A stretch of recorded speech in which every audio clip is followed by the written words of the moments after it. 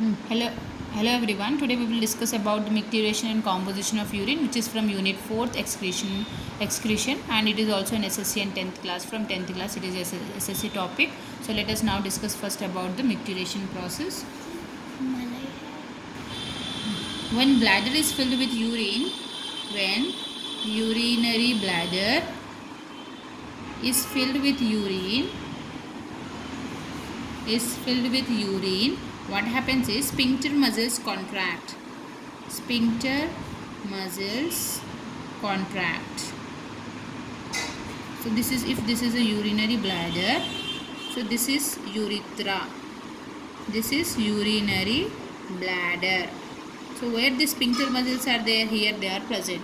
So the upper sphincter muscles and lower sphincter muscles. Upper sphincter muscles and lower sphincter muscles. So when urinary bladder is filled with urine, the sphincter muscles will in contracted stage.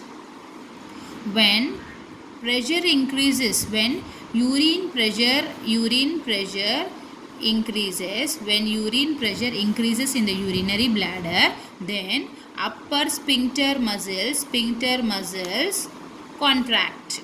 Upper sphincter muscles, now first they contract, now they relax. When urine pressure increases, then upper sphincter muscles relax, whereas lower sphincter muscles still in contracted state,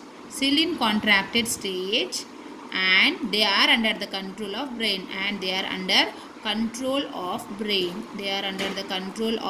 they remain in contracted stage.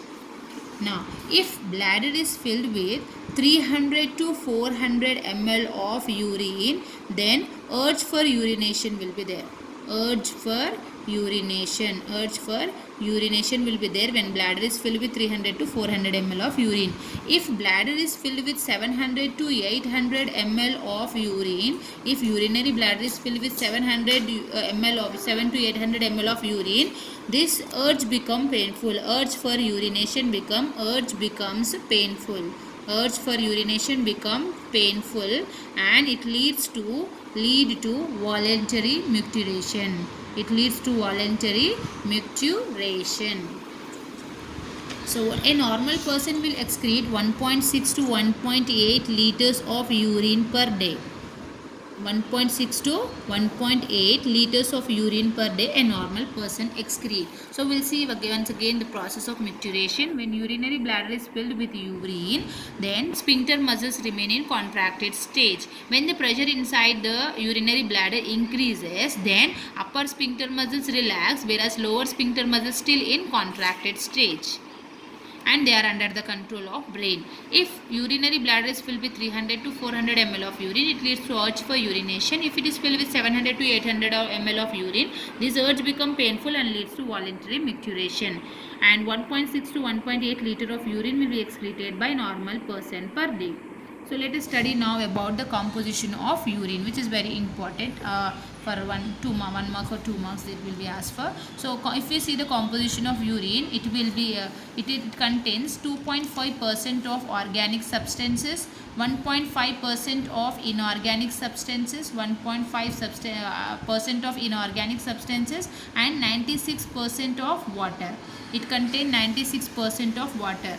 If we see the composition of urine, it contains 96% of water, 2.5% of organic substances, and 1.5% of inorganic substances.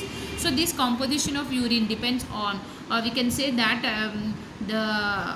it depends on the diet of a person. So if a person is taking protein rich diet, then he is going to excrete more urea in urine. He is going to excrete more urea in urine. If a person is taking carbohydrate rich diet, then he is going to excrete more glucose in urine. If a person is taking more water, then he is going to excrete dilute urination is seen, means more water in the urine is seen. If a person is taking more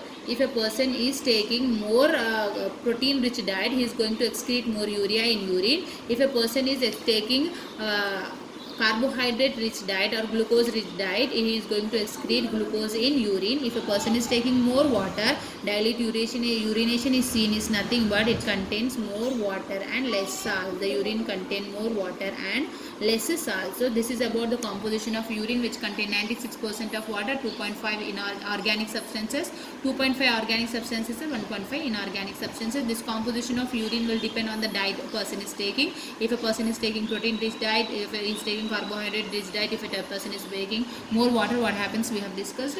And we have discussed in this video guys about the micturition and composition of urine. So this is the micturition process and this is the composition of urine we have discussed. Hope this video will help you. Thank you.